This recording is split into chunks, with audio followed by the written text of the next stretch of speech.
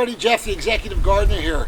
Hey, I get a lot of questions about tomatoes. What do you do to make your container tomatoes so special? So here's what I'm going to show you. I promise this will be a quick episode. All my fans and my watchers are probably saying, yeah, right, there's nothing quick about the executive gardener, and you're probably right. But this one will be quick. So here, I started these seeds. I think these are Red Robin cherry tomatoes, and I started them in my greenhouse here, which I've talked about before. Let me show you what I do. I prefer to put my cherry tomato plants in small fabric pots, okay? And let me show you what I do. This is my formula. It worked really well for me for years, and you can use it as you see fit. But what you want to do is you want to give your cherry tomatoes, and this is mid-January, so I'm growing winter tomatoes. I keep them protected in here. I open the greenhouse in the day so it doesn't get too hot.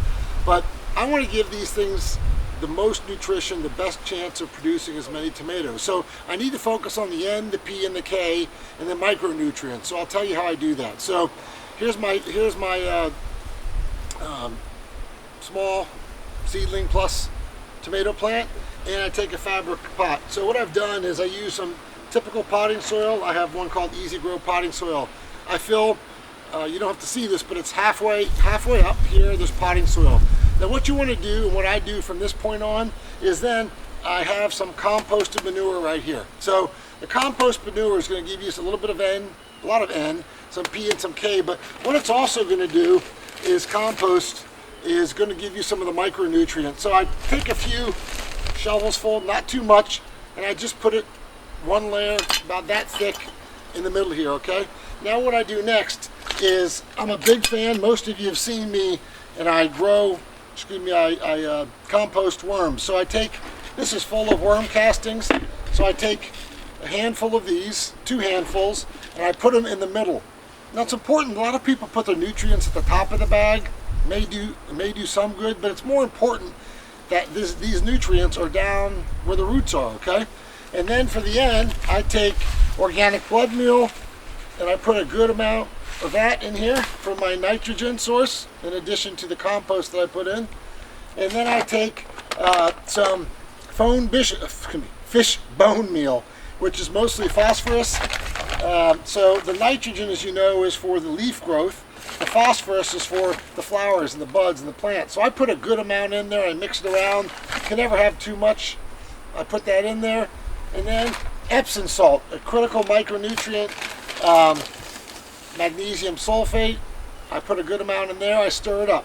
So that's really it, okay? So I take the soil, the potting soil mix, the composted manure, worm castings, organic blood meal, Epsom salt, and fish bone meal, and that's it. So I want to, again, this is not too hard, guys. I want to give my plant the best chance of success. You've got to load this bag with nutrients, and that's what I'm going to do. And what it's going to do is give me a plant with full green growth, not too much green growth, and that phosphorus will add for the flowers and the buds to produce tomatoes. Now what you do when you have this is you want to take this plant out of here, okay? So you'll see the plant right here. And then when you plant it, you want to plant it a good amount in here. I'm not going to spend the time showing you how I put more soil, but let me show you what I do. So I take off the suckers at the bottom here, the bottom leaves, and this is part of the nightshade family. So you see all these little kind of hairs that pop up at the bottom of the tomato plant. I plant it up to about here, okay? And the soil goes into here. So all this will root out, and again, those roots will reach into all the nutrients and help the plant with growth. And that's how I do it. So you want to plant it somewhat in here. Plant, in my case, the stem up halfway. Now all I do for the rest is take potting mix and I put it in here, and I put the potting mix to the top of the bag. You can never have too much soil. Your potting mix will go down some when you water it. Now if you're doing what I'm doing and it's in the middle of winter, it's really important, okay? Tomatoes are somewhat of a heat crop, okay? Not too hot, but for them to turn red and mature and flower, they need 60 to 80 degrees, okay? And so at night, here in Houston, it gets down to 30s and 40s at night. I close this, I zipper this up. You definitely need a little greenhouse. This is a flower house 3x3 greenhouse. I put it in here. In the daytime, you got to be careful because it can get too hot. you have to make sure you open it up and it's a zipper. The reason that the zipper and the shade is here, excuse me, the screen is here, is that you'll see in here, well you can't see it, but there's some red tomatoes.